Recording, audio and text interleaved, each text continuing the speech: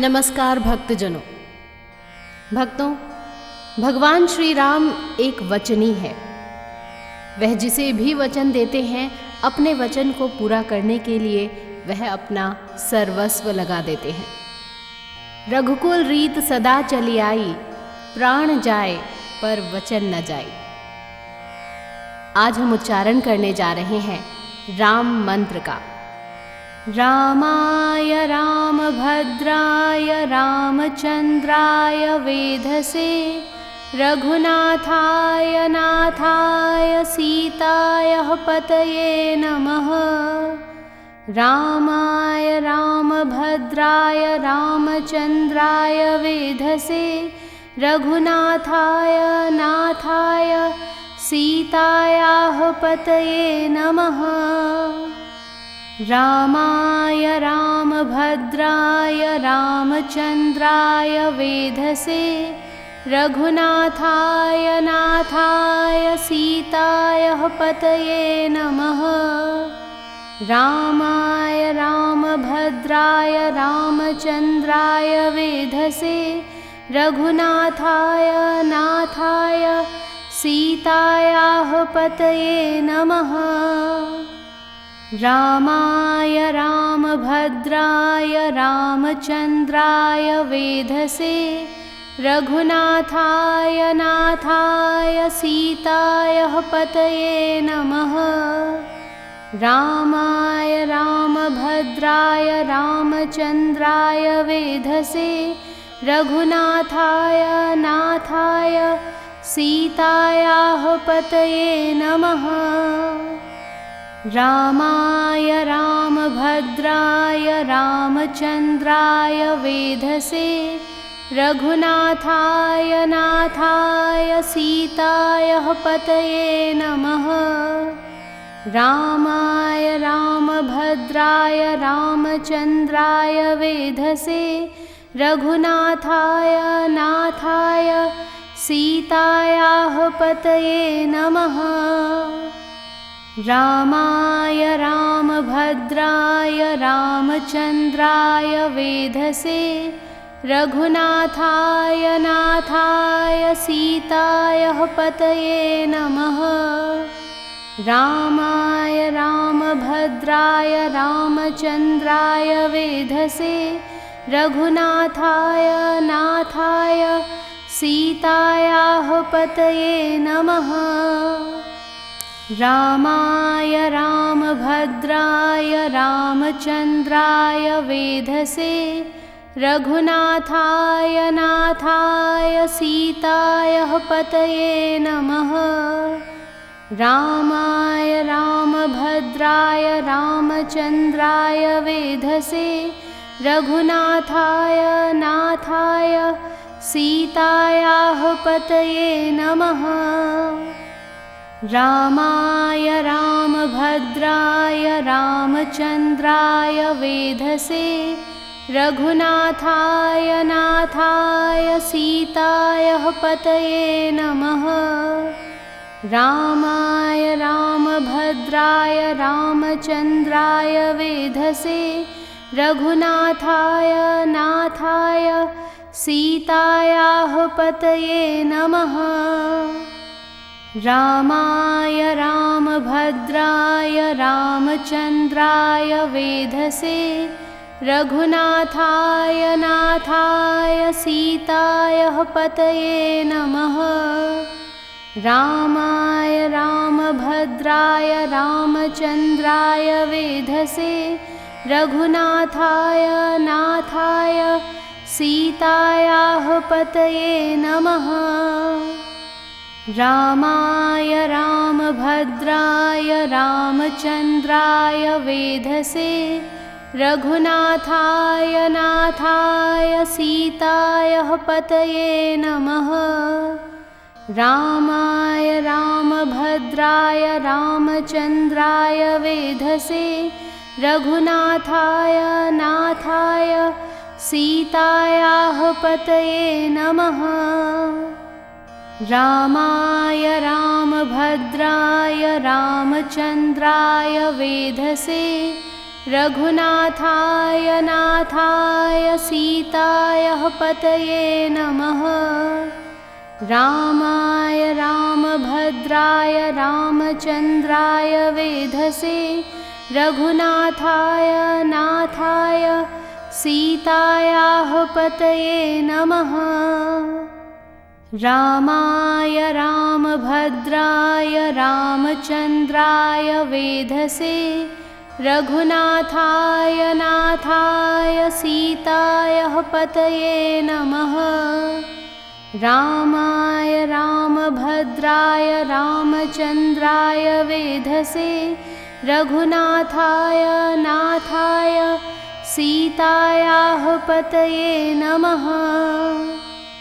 रामाय रामभद्राय रामचन्द्राय वेधसे रघुनाथाय नाथाय सीतायाः पतये नमः। रामाय रामभद्राय रामचन्द्राय वेधसे रघुनाथाय नाथाय सीतायाः पतये नमः। रामाय रामभद्राय रामचन्द्राय वेधसे रघुनाथाय नाथाय सीतायाः पतये नमः। रामाय रामभद्राय रामचन्द्राय वेधसे रघुनाथाय नाथाय सीतायाः पतये नमः। रामाय रामभद्राय रामचन्द्राय वेधसे रघुनाथाय नाथाय सीतायाः पतये नमः। रामाय रामभद्राय रामचन्द्राय वेधसे रघुनाथाय नाथाय सीतायाः पतये नमः। रामाय रामभद्राय रामचन्द्राय वेधसे रघुनाथाय नाथाय सीतायाः पतये नमः। रामाय रामभद्राय रामचन्द्राय वेधसे रघुनाथाय नाथाय सीतायाः पतये नमः। रामाय रामभद्राय रामचन्द्राय वेधसे रघुनाथाय नाथाय सीतायाः पतये नमः।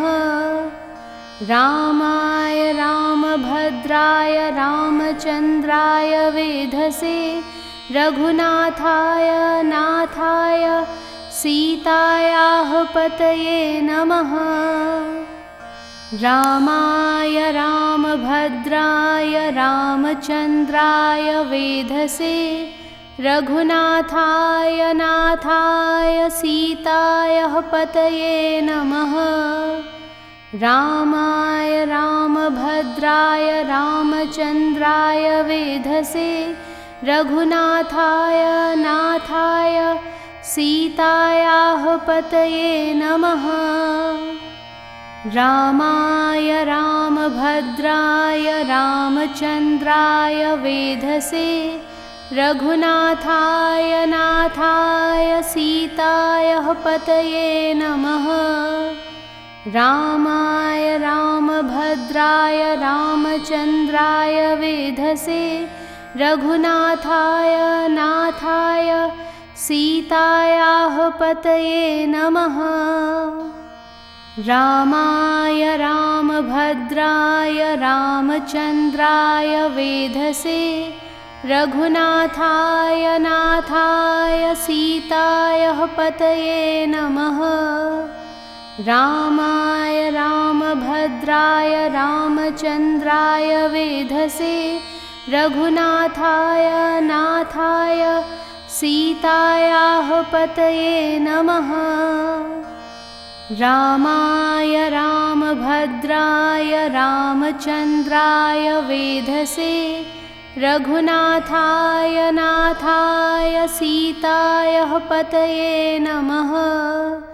रामाय रामभद्राय रामचन्द्राय वेधसे रघुनाथाय नाथाय सीतायाः पतये नमः।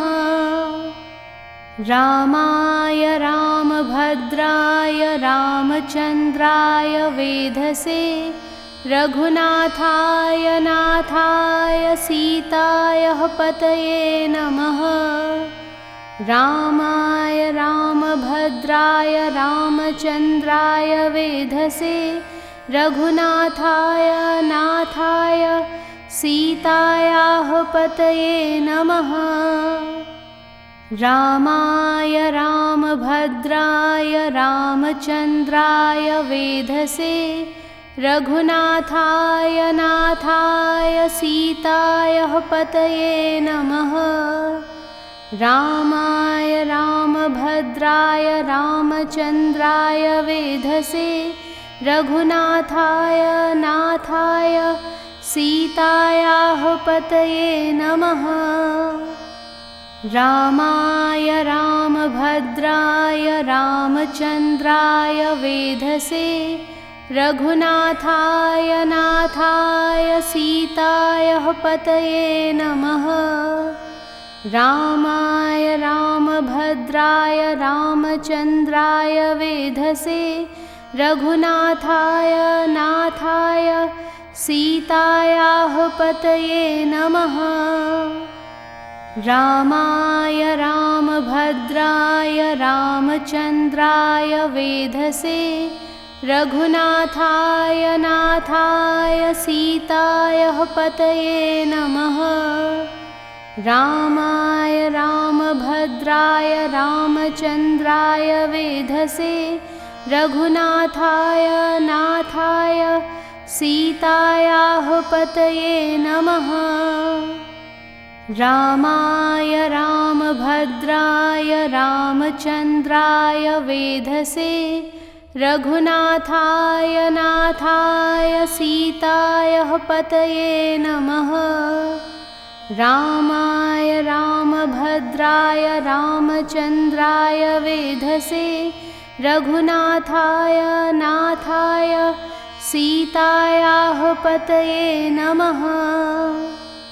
रामाय रामभद्राय रामचन्द्राय वेधसे रघुनाथाय नाथाय सीतायाः पतये नमः।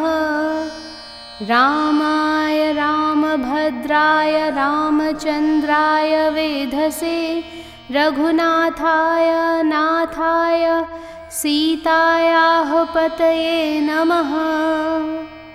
रामाय रामभद्राय रामचन्द्राय वेधसे रघुनाथाय नाथाय सीतायाः पतये नमः।